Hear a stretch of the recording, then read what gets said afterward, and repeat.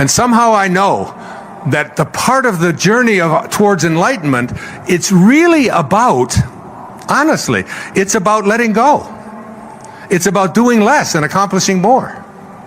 It's about not struggling. It's about, in the Tao, Lao Tzu speaks about water all the time. Live like water. It's the softest substance in the world, and yet it's the strongest. It stays low. Practice radical humility.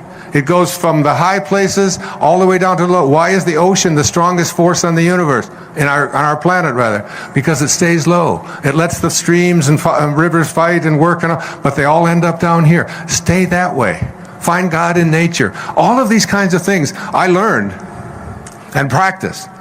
But the ego teaches us that who we are is not this divine being, that if we let it go and just guided but stepped aside and allowed.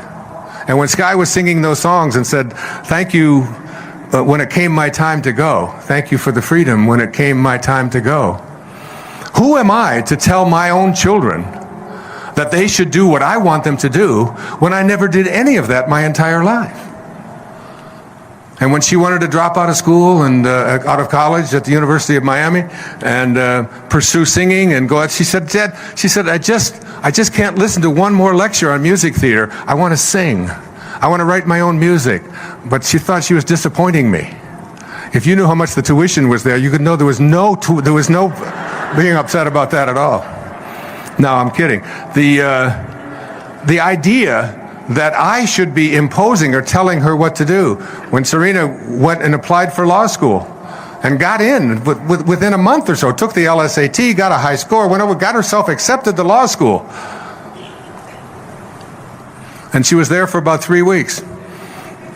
And she said, this is just something that I do not want to be doing. And she had a knowing, because I always knew that you not only have to experience what you don't want, you have to experience what you do want and what you don't want. You have to experience those things. I spent 4 years in the military knowing that this is not what I wanted to be, someone who took orders and dressed just like everybody else. There are other people who do these things, but not for me. And I understood that with her, and she sent me a text message, and I let it sit there for about 6 or 7 hours, and she was so worried that I was going to be disappointed, because I remember helping her write her essay to get in.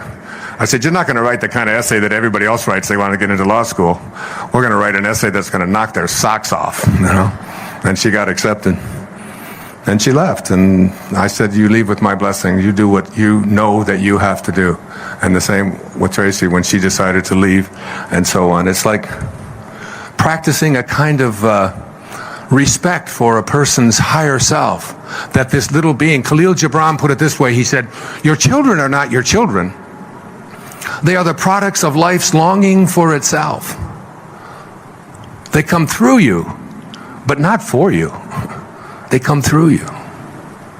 None of my children ever saw me ask them for the report cards their whole life. It just wasn't a big deal to me. You're going to school. These are your grades. This is your life. I'm here to support you, guide you. But you don't have to get good grades because of me. My daughter Summers called me the other day. She said, I'm going to make you so proud next May because I'm going to graduate from college, and you never thought I would. I said, honey, that won't make me proud at all. I'm not interested in that whatsoever. If you want to graduate from college, it's your choice. I'll be there, and I love you. But things that make me proud are who you are, the being that you are. You don't have to satisfy me or fulfill me in any way. It's a hard lesson, but it's also one of, I have 8 children, and I'm close to every one of them. Love every one of them, and they love me. I feel it and know it in my bones every day. And it's because one of the reasons is that I do not live and fulfill my destiny and my dharma through them any more than I expect them to do it through me. I just don't go that way. The Tao says, do nothing and get everything done. Let go. Allow. The ego says, I have to do more. And there's a real irony in this. It's very hard to explain this to people, but you can get more done by doing less. That's one of the verses in the Tao that I worked on, and I swim every day in the ocean. Every day. Usually an hour a day, freestyle, in the open ocean. Or I do it at the pool, if I'm on the road. And I decided to see if I could swim by doing nothing. Just propel myself through the water, but take the effort out. Just let myself go through the water and just allow my body to move through the water the way it knows how to do. And I stopped working at it and stopped trying. I swam better, faster, less stress. It's one of those amazing things. I mean, I watch the really great athletes. I watch Michael Jordan. And I don't think he's out there doing what he does because he's trying so hard. It's like, and people will say to me, well, when you write or when you speak, you make it look so easy. It's because I repeat, before I get introduced for a talk like this, I repeat a line from A Course in Miracles. And this line says that if you knew who walked beside you at all times on this path that you have chosen, you could never experience fear or doubt again. And I don't deliver the talks. God gives all the talks, builds all the bridges, writes all the books, and I just allow it to flow through me. There is a stillness in you that cannot be disturbed, a place untouched by fear, unshaken by chaos, and immune to the noise of the world. It has no name, yet it knows everything. It has no shape, yet it holds the shape of your peace. It is not your mind, for your mind is loud. It is not your emotions, for your emotions are waves. It is not your body, for the body withers and bends to time. It is the part of you that watches quietly, lovingly, unmoved. And in that watching, there is power. We spend most of our lives reacting to what was said, to what wasn't said, to the look someone gave, to the news flashing across our screens, to the stories we carry like old, worn clothes, too heavy to wear, but too familiar to take off. We live at the mercy of our interpretations, our wounds, our replays of the past, and projections of the future. We live, but we do not watch. We act, but we do not see. To watch is not to detach from life, it is to arrive fully in it. It is to stop being dragged by the stream of every emotion and every judgment. It is to sit at the edge of the river and say, there it is again, the fear, the anger, the memory, the story, and then let it flow. The ego is a brilliant but frantic storyteller. It cannot live in the present moment because the present moment exposes its illusions. It thrives on reaction because it feeds on control. The ego needs your agreement. It needs your reactivity to survive. But your soul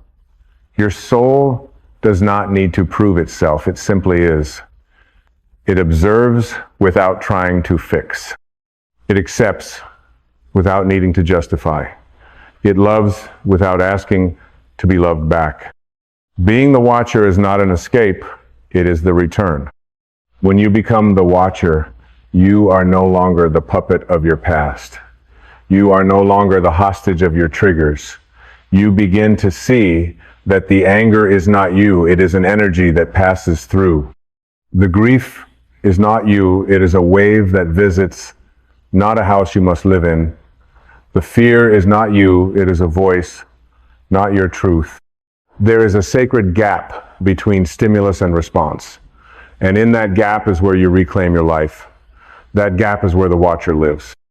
You are not your reactions. You are the awareness beneath them. You are not your thoughts.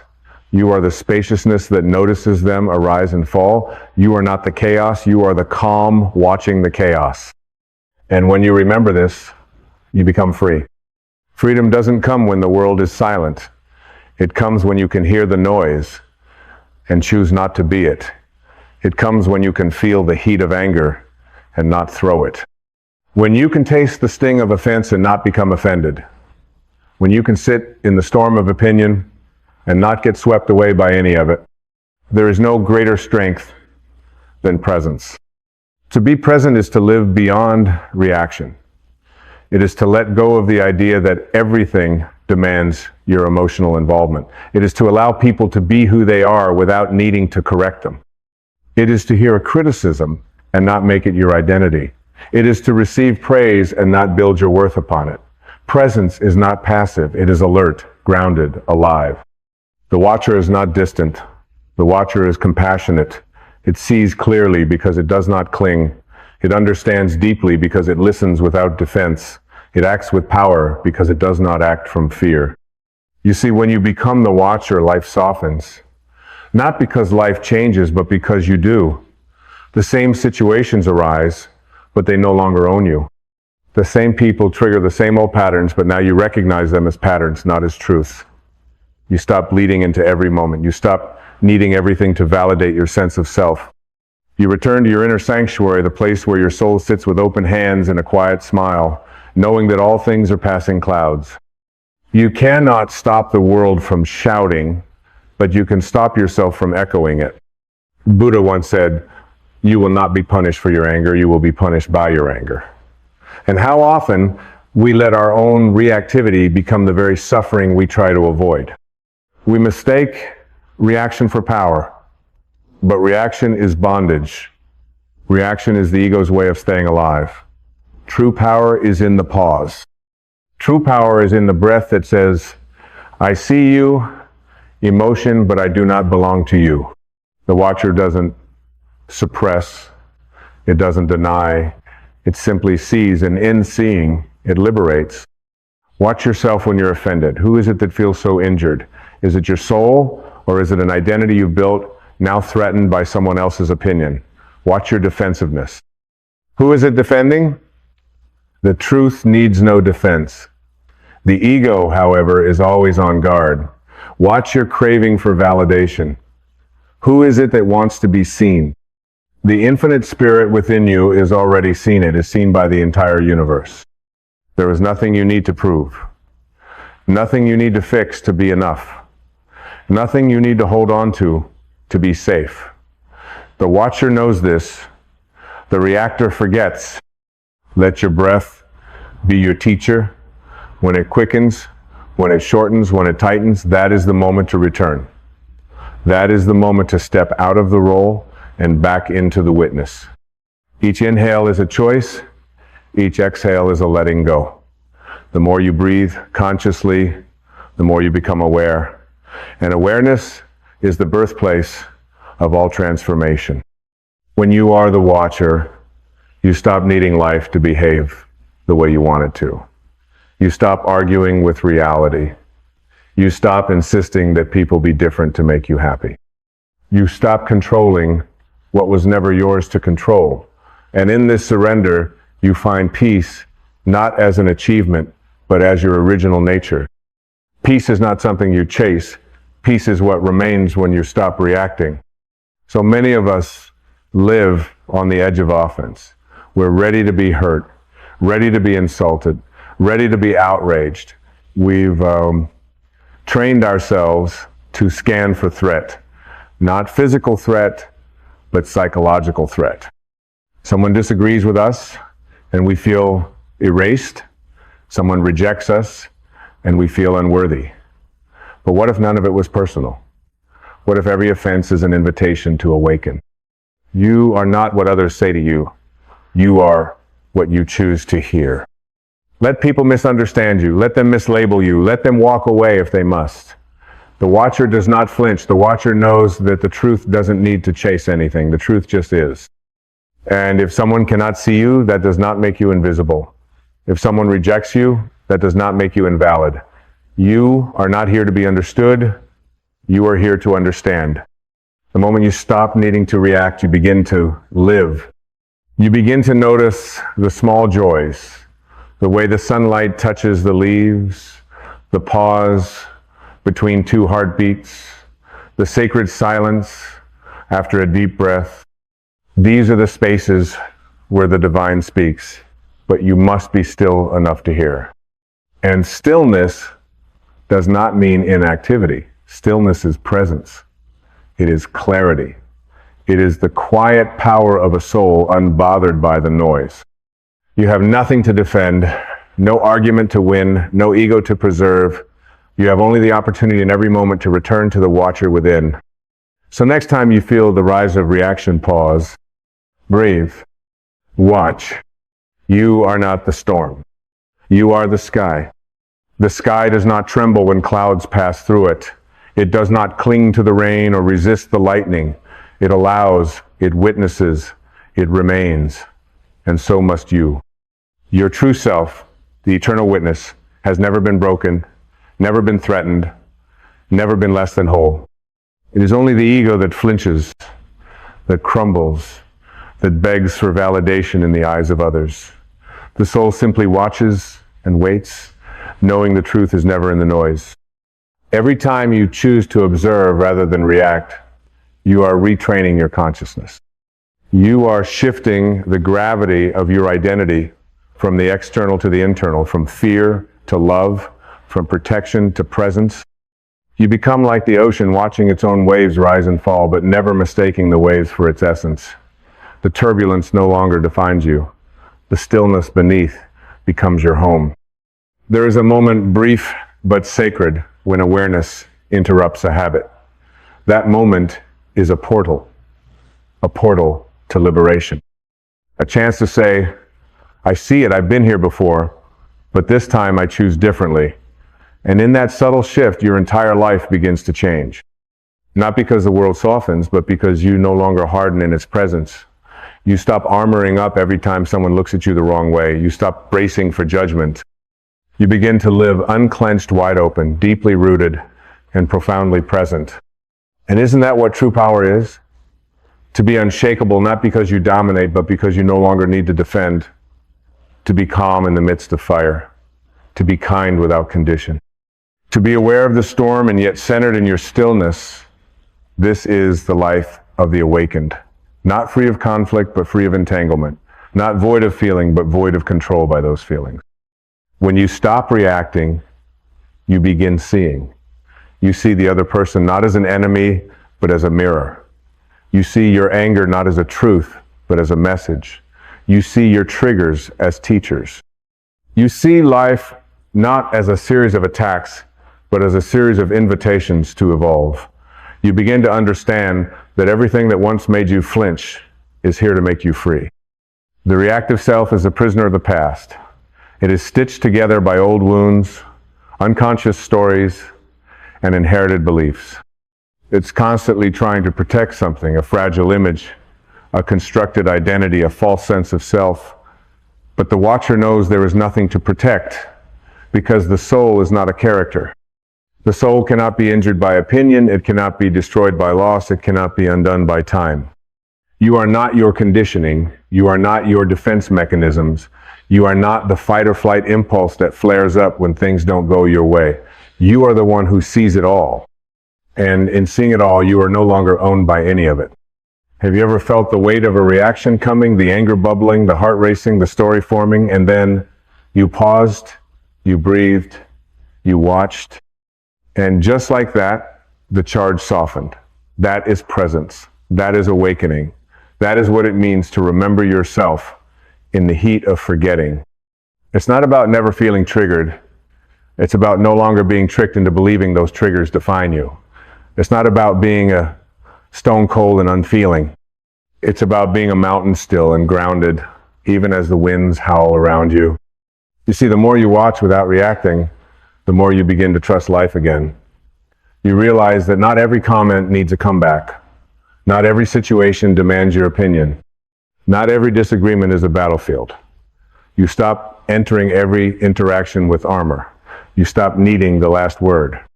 You begin to understand that silence can be the loudest answer.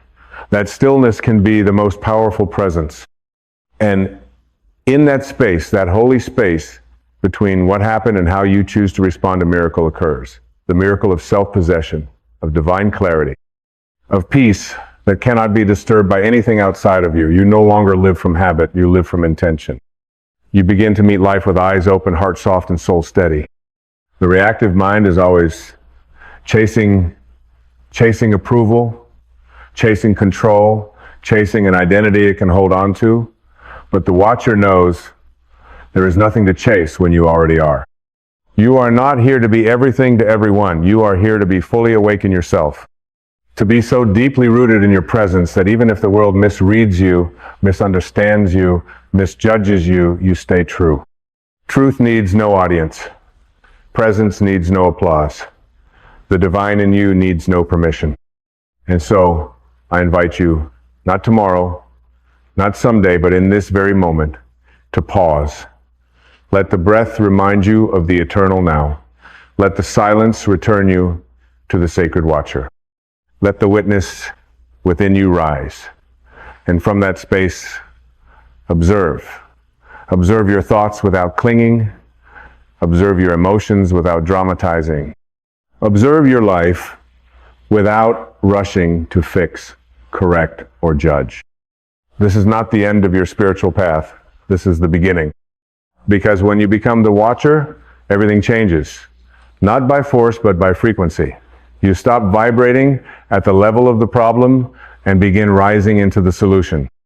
You stop looking for healing in others and start embodying it within yourself.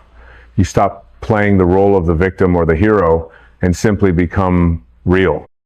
And in your realness, your grounded, divine, conscious presence, you begin to heal not just yourself, but everyone you touch. Not through preaching, not through trying, but simply through being. Being the space, being the peace, being the clarity in a world addicted to confusion. You are not here to be tossed around by life. You are here to be the still point, the silent flame, the breath between the chaos. And you'll know when you found this place, not because life gets easier, but because you stop collapsing in front of it. Your center becomes unshakable. Your peace becomes non-negotiable. Your love becomes unconditional. And from this space, my friend, everything becomes possible. And from this space, my friend, everything becomes possible. When you no longer live at the mercy of your reactions, you step into the rarest kind of power, the power of inner authority. Not dominance, not superiority, but sovereignty of the soul. You're no longer pulled by every emotional wind, no longer yanked into battles that aren't yours. You become a space of presence that others can feel but cannot disturb. You begin to hear the world not just through your ears, but through your spirit. Someone may yell and you hear their pain. Someone may judge and you hear their fear. Someone may try to provoke and you sense their longing for love. The watcher sees this, not to become better than anyone, but to remember none of it is about you. And what a relief that is. What a deep, cleansing sigh for the soul to know you are not responsible for the storms in other people's skies. You are only responsible for whether you bring your umbrella or your sunshine, whether you enter their storm or remain the calm that invites them into clarity. To live as the watcher is not to become indifferent, it's to become deeply compassionate without losing yourself. Compassion doesn't require you to abandon your peace. In fact, real compassion flows from peace. When you react, you join others in their suffering. But when you watch, you become the mirror that reflects something higher. You say without words, you don't have to live like that. There's another way. And when you live this way, something extraordinary happens. You begin to radiate peace. Not the kind that looks peaceful on the outside, but simmers with resentment underneath.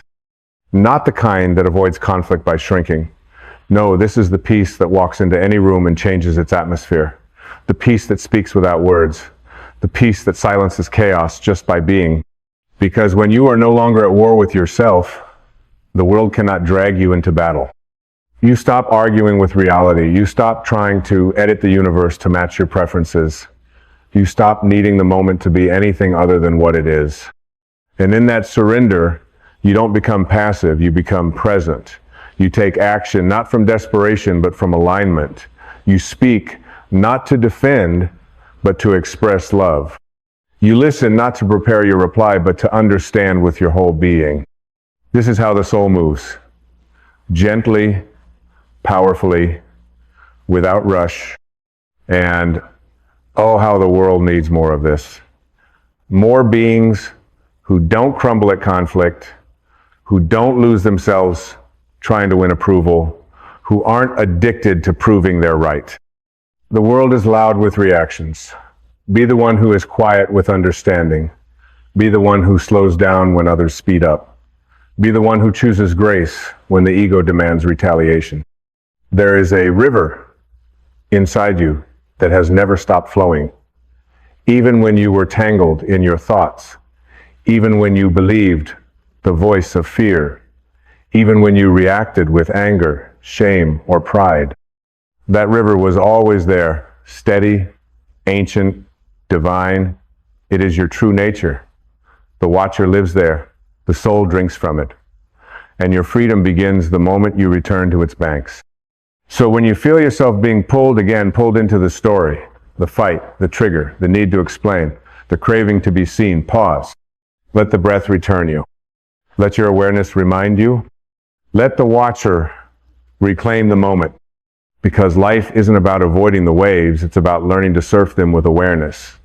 It's about realizing that no matter what chaos dances across the surface, the depths of who you are remain unmoved. That is your home. That is your truth.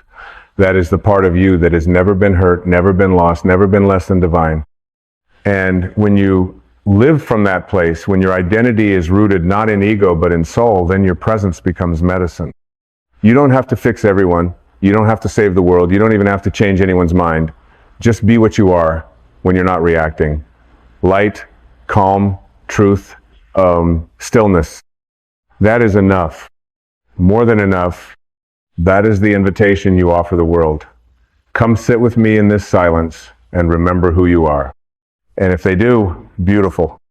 And if they don't, you continue walking, not in pride, not in bitterness, but in peace. Because the watcher walks with grace. And grace, my friend, is the only power that doesn't need to shout. The watcher walks with grace, not because it is immune to pain, but because it no longer mistakes pain for identity. It has learned the sacred art of presence, not as a performance, but as a remembrance. To watch is to love without possession, to listen without preparing to speak, to live without the weight of needing everything to be different in order to be okay. And when you live like this, when you truly become the watcher, the need to be understood falls away. You no longer plead with the world to see you, to validate you, to applaud your efforts. You know that to be seen by the divine within you is more than enough. You feel the presence of the infinite, not as something to chase, but as something that never left. Something that was always whispering beneath your reaction. You are not this storm. You are the sky. It passes through. And in this realization, you soften. You stop bracing for impact. You stop rehearsing pain. You stop living from the haunted echoes of what if and what was. You rest not in exhaustion, but in awakening. You stop trying to control what's never been yours, and instead surrender to the stillness that has always been home. You forgive yourself for every time you believe the lie that you were only as worthy as your performance, only as loved as your usefulness, only as safe as your defenses. You forgive yourself for the times you reacted, for the times you fell into fear, for the times you said what your soul never meant, not because it was right, but because you are ready to be free. Forgiveness, too, is an act of watching, of saying, yes, I see the wound, but I also see who I truly am beyond it. And then something quiet but life-altering begins to happen. You stop waiting for permission to be at peace. You stop postponing joy until circumstances align. You stop bargaining with life. If this happens, then I'll feel whole. No. Wholeness is now, peace is now, God is now. Everything you've been chasing while reacting was always sitting silently in the sanctuary of your awareness. The watcher knows that time is not the answer, presence is. You don't need another year to become what your soul already is. You don't need more proof, more agreement, more applause. You need only this breath, this stillness, this radical return to the center that has never abandoned you. And this is not a theory, this is an embodiment. When you embody the watcher, your life becomes less about performance and more about presence. You start speaking less and saying more. You start needing less and feeling fuller. You begin walking through the world with a softness that doesn't ask, "Do you accept me?" but instead radiates, "I accept myself." And because you accept yourself, others feel safe to do the same in your presence. Your being becomes a sanctuary, your silence becomes sacred. You no longer react to prove your worth, you respond from the overflow of your awareness. That's how the divine speaks. Not to convince, but to awaken. Not to correct, but to reflect. You begin to realize that every trigger was a teacher, and every interruption was an initiation. That the very moments which once made you spiral were not obstacles, they were sacred doorways. Doorways leading you deeper into the witness, deeper into grace, deeper into the stillness that does not flinch, does not fight, and does not fear. And now, you are ready.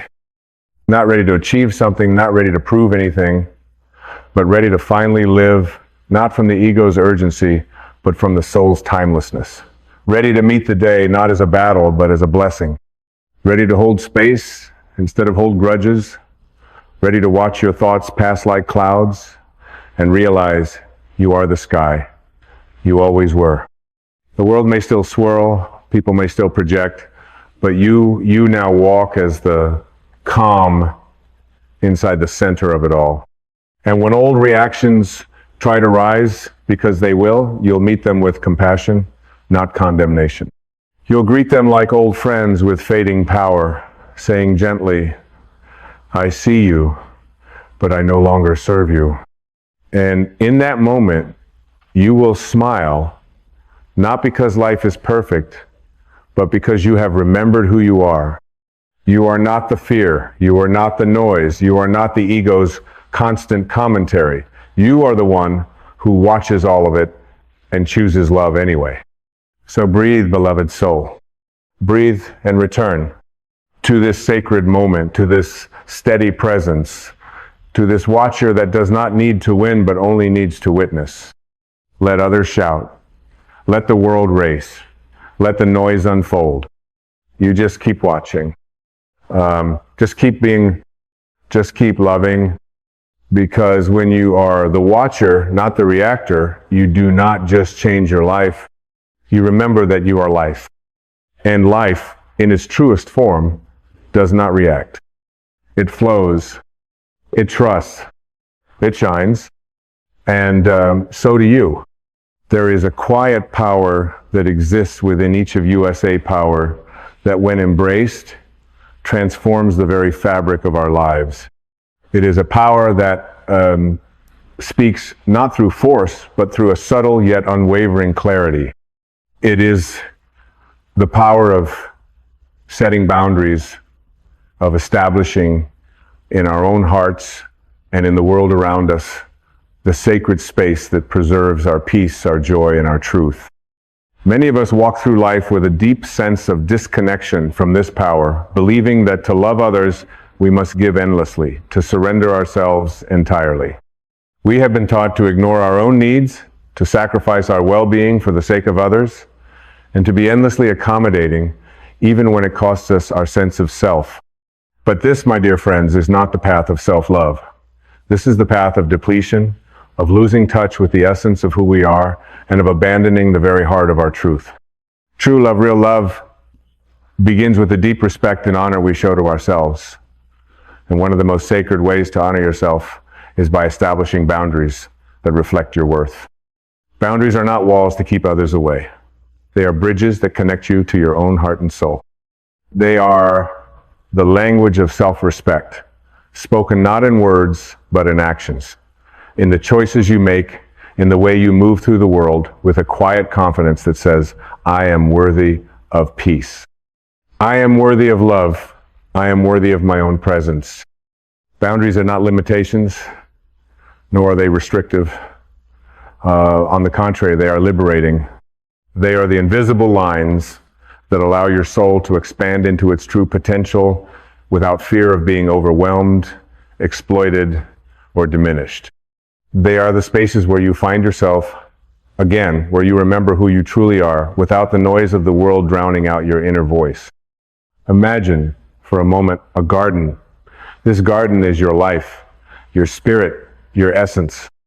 It is lush and vibrant, filled with the flowers of your dreams, the fruits of your efforts, and the beauty of your soul. Now imagine that the garden has no fence, no boundary to protect it. It is vulnerable to the elements, to the animals that wander through, to the weeds that seek to overtake it. Without a fence, this garden is open to anything and everything, both the nourishing and the destructive.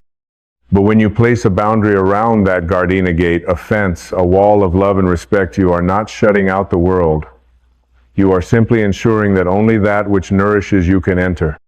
You are making space for your soul to grow, free from the encroachments of negativity, fear, and unhealthy influences.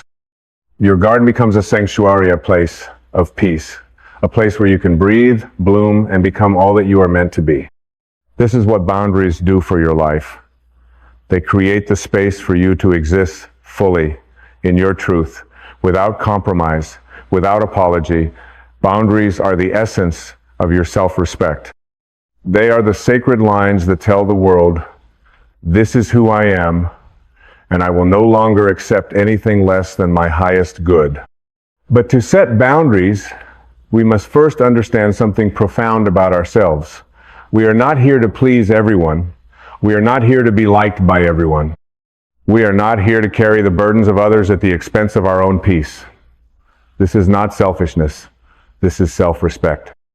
And when we learn to honor ourselves in this way, we begin to realize that we are not only honoring ourselves, but we are also teaching others how to treat us. The most loving thing you can do for yourself is to honor your own needs. If you constantly give without receiving, if you allow others to overstep your boundaries, you are sending a message to the universe that you are not worthy of being treated with the same care and respect you so freely offer to others. You are teaching the world that it is okay to take from you without offering anything in return, and this, my friends, is a disservice to your soul. Boundaries are not about controlling others. They are about taking control of your own life. They are not about telling others what they can or cannot do, but rather about expressing your needs and making sure that you are not compromising your own well-being for the sake of others. Boundaries are a declaration of self-worth, a deep acknowledgement that you deserve to be treated with dignity, with respect, and with love. And yet, despite the power and importance of boundaries, many of us resist setting them.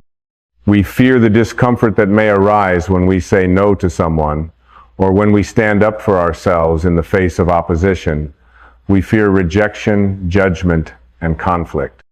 We believe that setting boundaries will make us seem rude, selfish, or unkind. But in truth, it is the opposite that is true. When we fail to set boundaries, we are being disrespectful to ourselves. We are dishonoring the divine spark within us, and we are allowing our energy, our time, and our love to be squandered by those who do not value us. The fear of setting boundaries often comes from a deep-seated belief that we are not enough, that we must constantly give in order to be worthy of love or acceptance. But this is a lie. You are already enough. You are already whole. You do not need to prove your worth to anyone by overextending yourself, by exhausting your energy, or by compromising your truth. You are deserving of respect, of space, and of peace simply because you exist. When you begin to set boundaries, you will notice a shift in your life. You will begin to feel more at ease with yourself, more grounded in your own sense of purpose and direction. You will begin to attract people who respect you, who honor your needs, and who value your presence. You will find yourself in relationships that are mutually nourishing, where giving and receiving flow in balance. You will no longer feel drained, depleted, or overwhelmed, for you will have created the sacred space to nurture your own soul. Boundaries, my dear friends, are not walls of separation. They are the walls of self-love, self-respect, and self-care. They are the space in which you can breathe, grow, and evolve into the fullest expression of who you are. They are the language of your soul, speaking clearly and decisively to the world. I am worthy of love. I am worthy of peace. I am worthy of my own presence. So I ask you now, what boundaries do you need to set in your life? What are the areas where you have been overextending yourself, where you have been giving without receiving, where you have been neglecting your own needs? What are the relationships, the situations, the environments that are draining your energy and preventing you from living in your truth? It is time, my friends, to take a stand for yourself. It is time to honor your soul. It is time to create the sacred space in which you can thrive. And as you do, you will find that the world around you begins to shift. You will no longer be a victim of circumstance. You will no longer feel helpless or overwhelmed. You will be the master of your own life, and in doing so, you will become a beacon of light for others to follow. Remember this, boundaries are not barriers, they are bridges. They are the lines that connect you to your highest self, to your truth, and to your deepest potential. They are the language of self-respect, spoken not in words, but in actions and choices and in the way you live your life.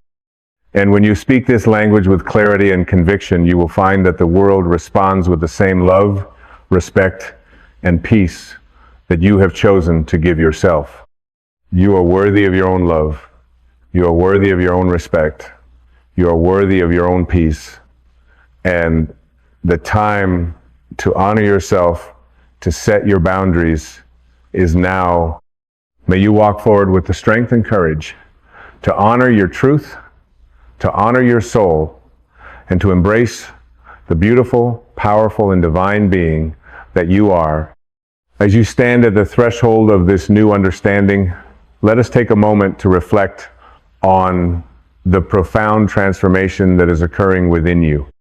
In this very moment, you are shedding the old layers, the beliefs and fears that have held you hostage for far too long. You are unearthing the truth that has always resided within you, waiting patiently for you to remember you are not here to serve others at the expense of your own soul's peace. So many of us have lived in a state of fear, fearing the consequences of asserting our boundaries, believing that we would be abandoned, criticized, or misunderstood. We've been taught that self-respect is selfishness, that honoring our needs is a sign of weakness. But what if, instead of being weak, this is where your true power lies? What if honoring yourself, taking the time to nurture your spirit, your mind, your body, was the most powerful act of self-love and respect you could ever offer to the world? Imagine for a moment that your soul is a vast, expansive ocean. It is deep, boundless, and brimming with infinite potential. But imagine if that ocean had no shores, no boundaries. It would be constantly swayed by every passing current, every wave that came its way. It would be endlessly susceptible to the storms of life, with no protection, no foundation upon which to stand. But when you create boundaries, when you set the shorelines of your soul, you are allowing your ocean to be still, to find its own rhythm, to flow within the beauty of its own vastness. You give yourself the space to breathe, to reflect, to grow in a way that is aligned with your deepest essence. Boundaries allow you to be your truest self without fear of being swept away by the demands, expectations, and judgments of others. When you stand firm in your truth, when you honor your needs, you are not rejecting the world. You are simply choosing to honor the love and wisdom that resides within you. You are saying to yourself and to the world, I am worthy of my own care. I am worthy of my own peace. I am worthy of my own love. And when you honor yourself in this way, something miraculous happens. You begin to magnetize the same energy into your life. You start to attract people, situations, and opportunities that respect your boundaries, that honor your essence, and that support your growth. Your life begins to unfold in a way that feels natural, effortless, and aligned with your soul's purpose. You begin to experience relationships that are mutually nourishing, where love flows freely and without condition, where respect is a given, not something that needs to be earned. But it all begins with you. It all begins with your decision to stop waiting for the permission of others to live your truth. No one else can give you the validation, the peace, or the love that you seek. It can only come from within. The boundaries you set are not walls to keep the world out. They are doors to invite in only that which serves your highest good. They are the spaces in which you come alive, in which you connect with the deepest parts of yourself that have been waiting for you to remember. As you move forward in life, there will be times when you are faced with challenges, when people will test your boundaries, when life will ask you to stretch beyond your comfort zone. In those moments, remember this: you do not have to say yes to everything. You do not have to sacrifice your peace, your well-being, or your truth for the sake of others. Your boundaries are not rigid. They are flexible, fluid, and ever-evolving. They can bend, shift, and grow with you, but they must always remain rooted in the love and respect that you have for yourself.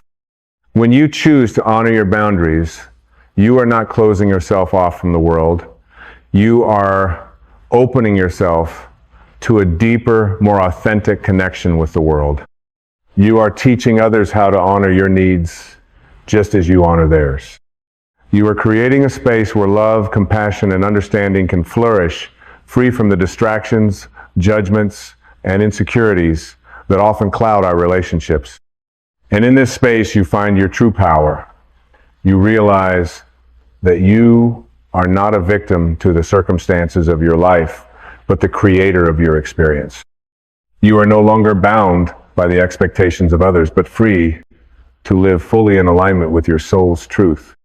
You become the master of your own destiny, no longer waiting for the world to define you, but instead defining the world around you with the strength of your love, your clarity, and your boundaries.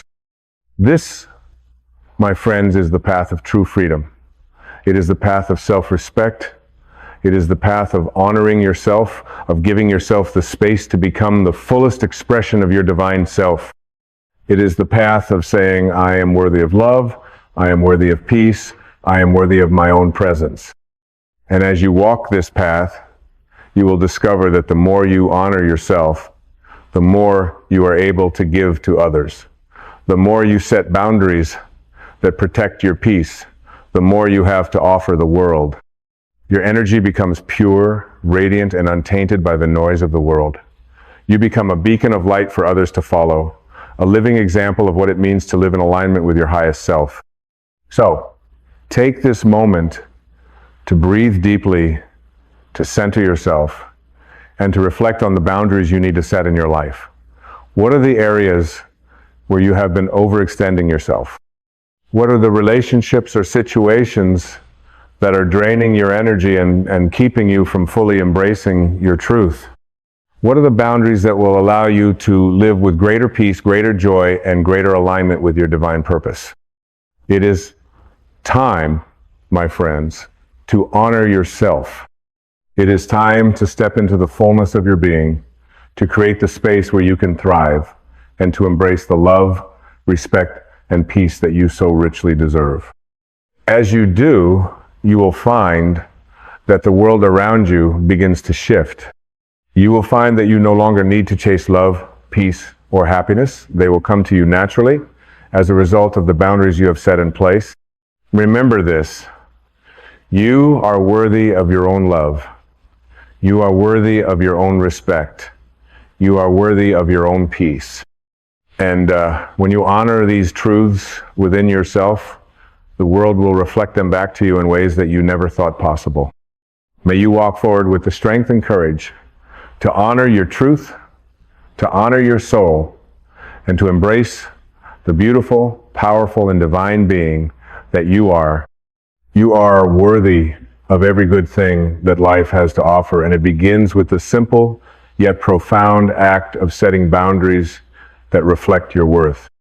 As we continue this path, you will encounter moments that will test your resolve.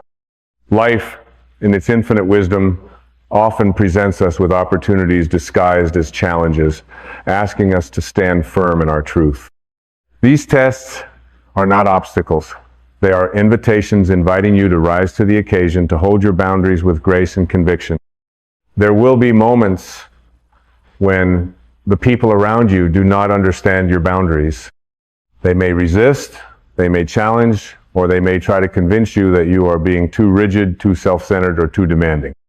In these moments, remember this: your boundaries are not meant to be understood by everyone. They are meant to be felt deeply within the core of your being. The world may not always honor your boundaries, but that does not mean that they are not valid. The essence of a boundary is that it is personal, it is sacred, and it is rooted in your divine right to be at peace with yourself. You see, boundaries are not about controlling others. They are not about manipulation or punishment.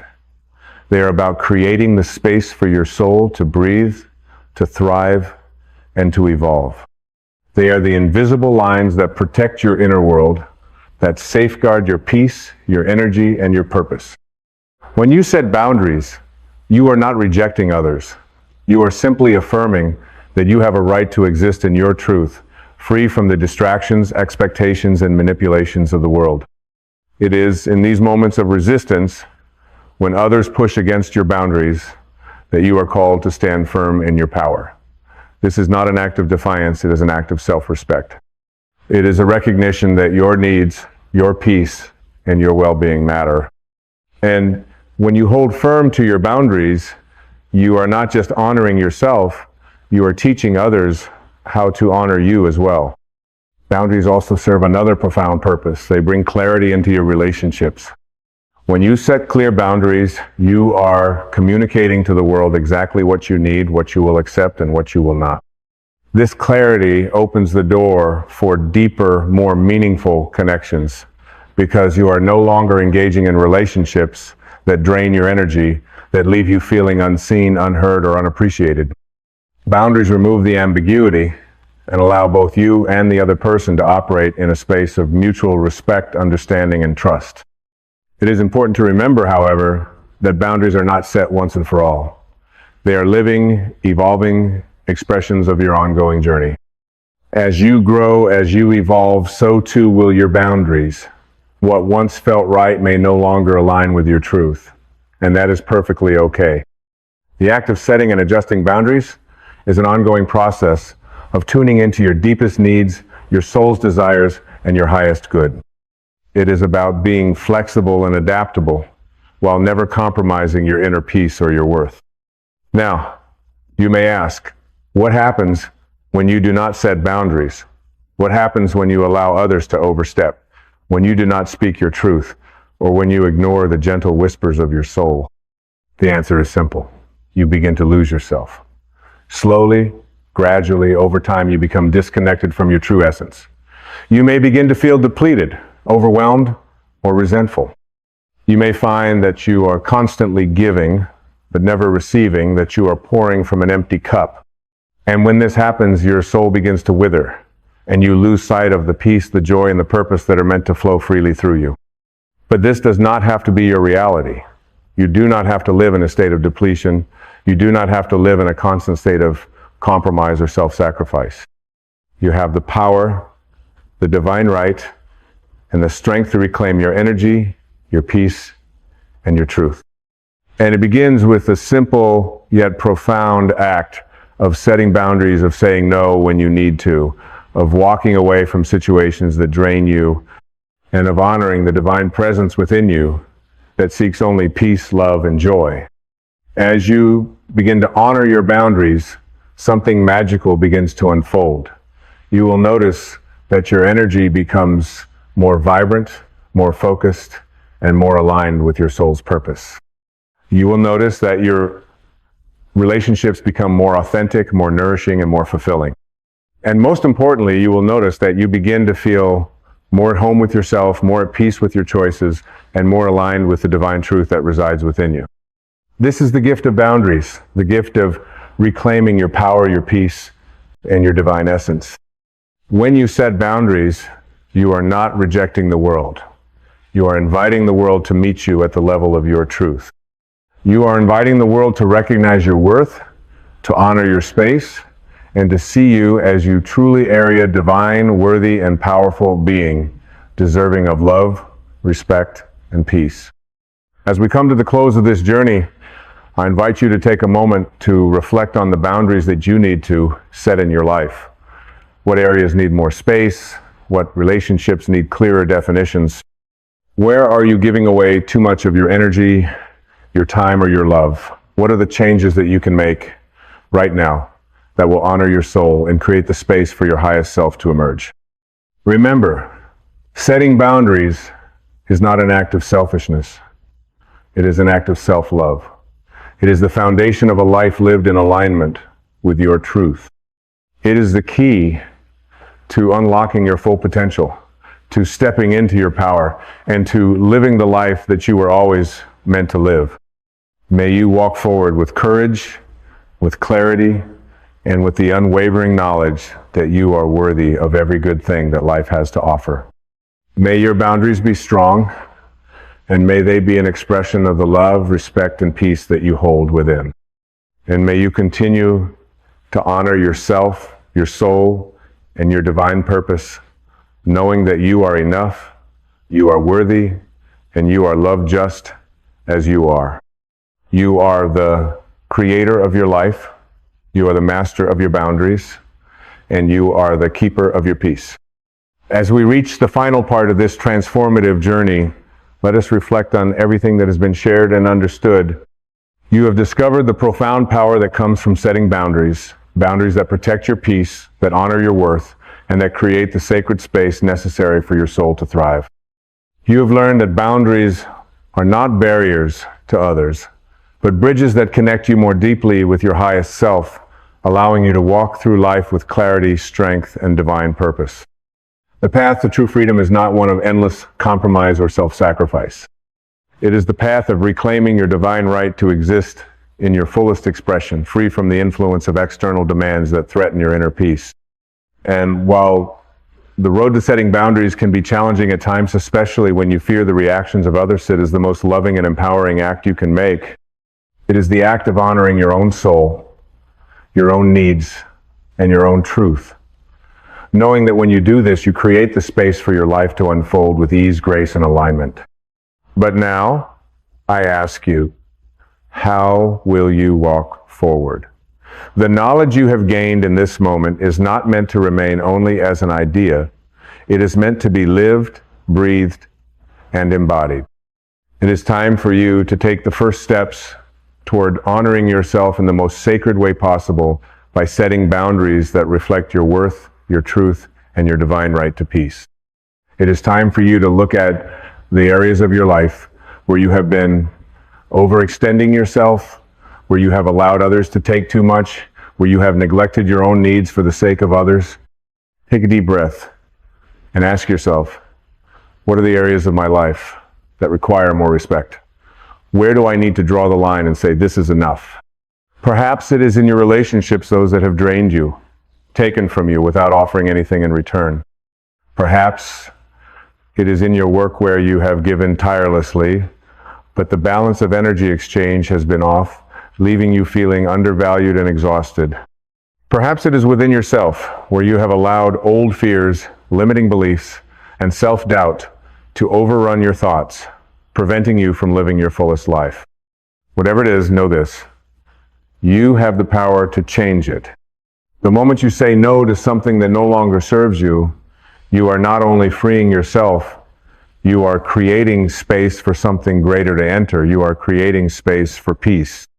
You are creating space for love. You are creating space for your soul to expand, to rise, and to be seen in its fullest light. Remember, my friends, that boundaries are not a form of isolation. They are an invitation for others to meet you at the level of your truth. When you set your boundaries, you are teaching the world how to treat you, and you are teaching others how to honor their own needs as well. Boundaries create a ripple effect, encouraging those around you to live with more integrity, more authenticity, and more respect for themselves and others.